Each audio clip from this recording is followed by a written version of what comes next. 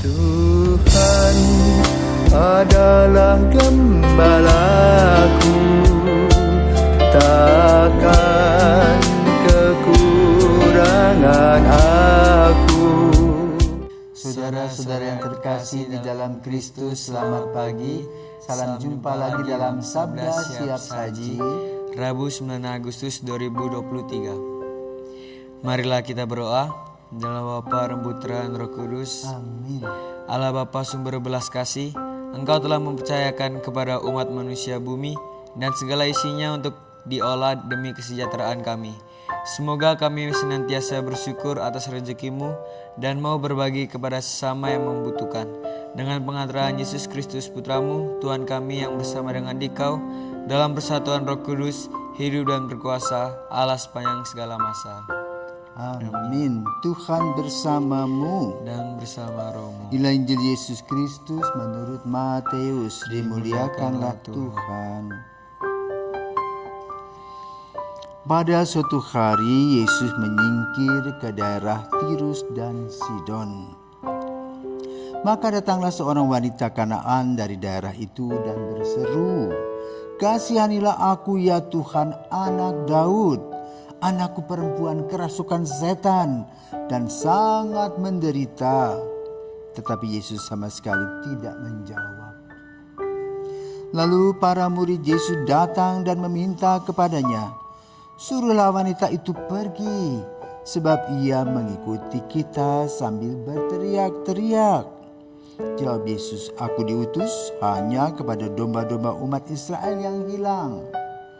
Tetapi wanita itu mendekat dan menyembah Dia sambil berkata, "Tuhan, tolonglah aku."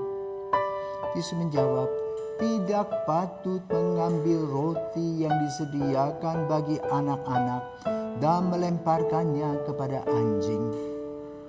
Kata wanita itu lagi, "Benar Tuhan, tetapi anjing-anjing pun makan remah-remah yang jatuh dari meja tuannya."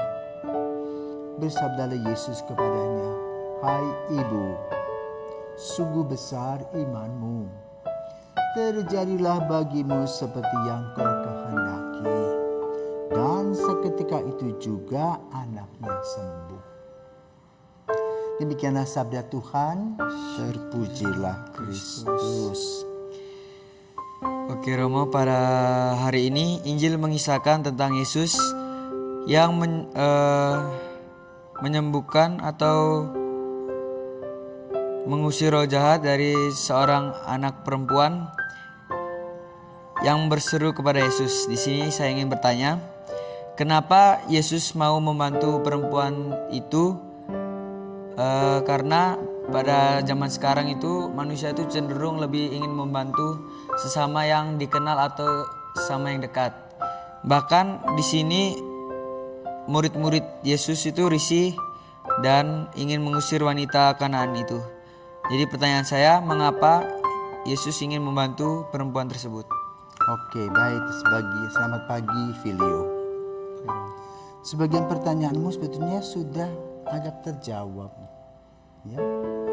Kalau kita melihat konteks Injil hari ini, Yesus menguji wanita ini dengan sikapnya yang dingin, dengan sikapnya sepertinya cuek bebek.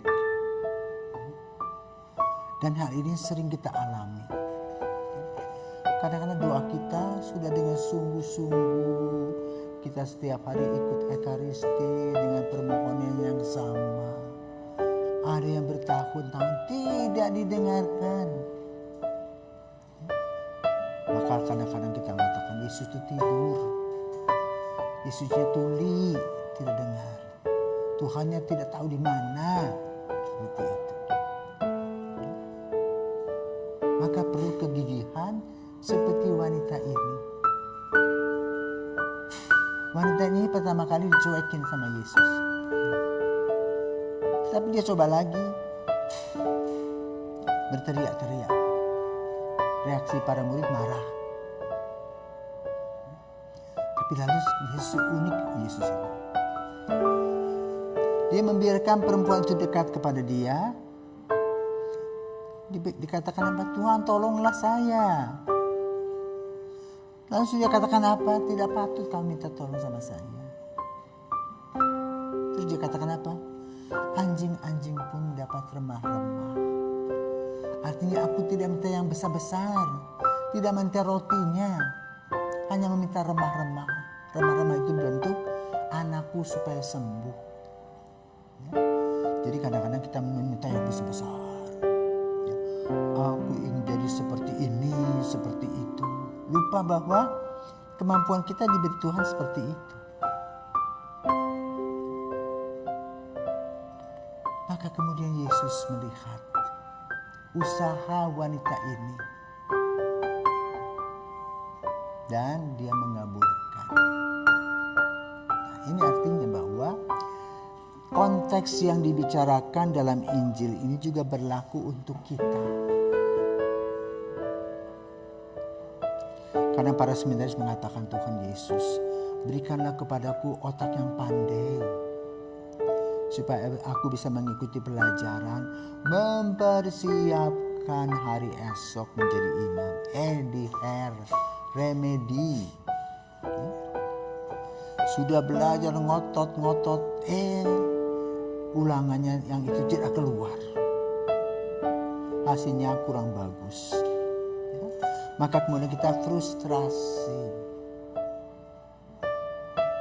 Apa yang harus kita lakukan sesudah itu? Kita berhenti sekolah? Tidak, terus sekolah. Usaha lagi, usaha lagi, usaha lagi.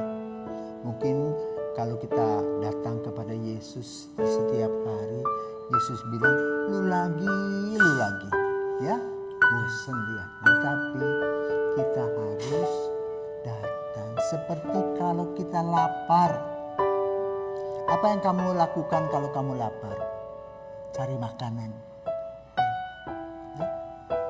Kalau kamu lapar, tidak ada makanan, kamu ketuk kamar orang. Ya. Kalau tidak ada di situ, kamu cari lagi yang lain, toh. Jangan mencuri. Ya. Pergi lagi, ketuk lagi, tidak bosan-bosan mengetuk. Sama juga kalau kamu mempunyai pelajaran yang tidak kamu kuasai. Diajar lagi, belajar lagi. Ketekunan itulah yang diminta oleh Yesus. Dan kesetiaan. Serta kerendahan hati. Maka kalau sudah nanti jadi pastor, ya, bahkan lebih tinggi lagi, jangan lupa. Kita ini dapat dari Yesus remah-remah. Ya, yang harus kita jaga remah-remah itu. Dan dari remah-remah itulah Yesus memberikan kepada kita berkat berkelimpahan seperti kepada ibu tadi. Apa yang didapatkan oleh ibu tadi? Anaknya sembuh. Kita pun juga, kita punya cita-cita. Ada hambatan-hambatan. Demikian pula hidup kita ada hambatan-hambatan. Jangan kita putus asa. Jalan terus bersama dengan Yesus. Semoga kita disadarkan bahwa hidup ini proses. Tidak semua langsung jadi, tetapi dalam satu proses. Dan ketika kita meminta kepada Yesus doanya tidak dibuang tempat sampah. Tidak, disimpan oleh Yesus. Diberikan pada waktunya. Itulah maha baiknya Tuhan.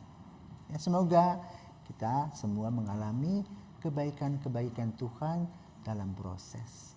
Dan sikap kita tetap tekun, setia, kerja keras, rendah hati, dan percaya. Pada waktunya Tuhan memberi yang terbaik. Selamat pagi Filio dan kawan-kawan. Amin.